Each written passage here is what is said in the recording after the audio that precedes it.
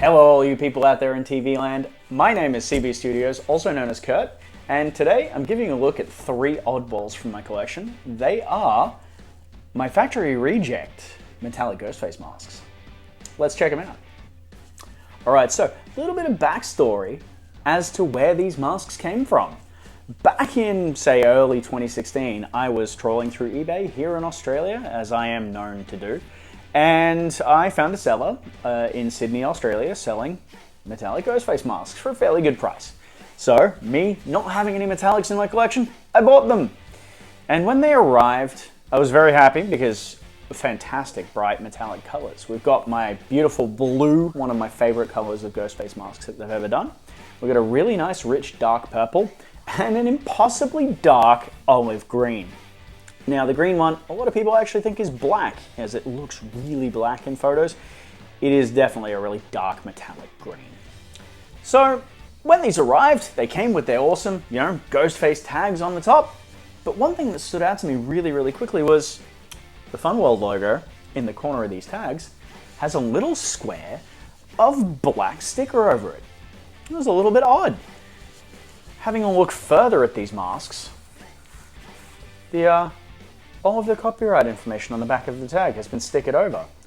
Now, there's a lot of reasons that you could do this, but there's not that many reasons that you would do it before you've put the eyelets in through the tag. So immediately, this got me thinking, maybe these guys were done like this at the factory. So, I sent an email off to Tim Wagstaff over at ghostface.co.uk. It's actually the first time I'd spoken to Tim, and if you've watched any of my previous videos, you've probably heard me talking about Tim before. He's a fantastic member of the Ghostface community, and I sent him a message being like, hey dude, why? Why this? What's the why? Why are this? And he was kind enough to send RJ Torbett a message, and they got to chatting, and I ended up sending Mr. Green over to the US for RJ to have a look at. The consensus that came back was that they were factory rejects. One of the things that gave that away, aside from the weird stickered over tags, was the manufacturer's tags in the back of the mask have actually been cut. So there's no manufacturer date on the tags on the inside of the mask. And the green one specifically has a fairly iffy paint job application, and the inside of the mask is actually really almost a fluorescent green where the paint has seeped through. The word that came back from the US was that these were possibly a mask from the prototype run for the Savers masks of the 2000s, and that I was very lucky to have them. So I was very excited for that. Mr. Green got sent back to me and has been signed by RJ Torbett and Alan Geller, which is very cool. It's really nice to have a signed mask in my collection. Now, production-wise, they are very much the same as any other raised stamp EU metallic mask. So any mask from sort of 2014 through to about 2016, 2017, maybe even 2018s are going to be very similar. The big change that you'll see is the purple does change a little bit and the green becomes much brighter. In fact, this is a 2018 run, green raised stamp EU, and you can see that huge difference in color between this green and this green.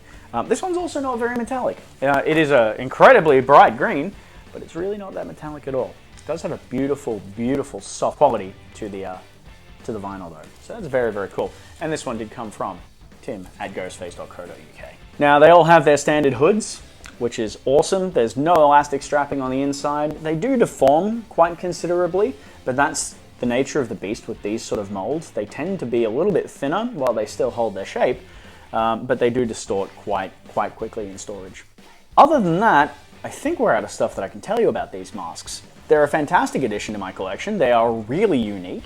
Something that was a very interesting find for me to locate, and they've got a really cool backstory to them. So I'm very proud to have these in my collection. That's about it from me today, guys. If you like the Ghostface content, throw me a subscribe down the bottom. I'd love to have you following my channel and seeing all the other cool shit that I can show you.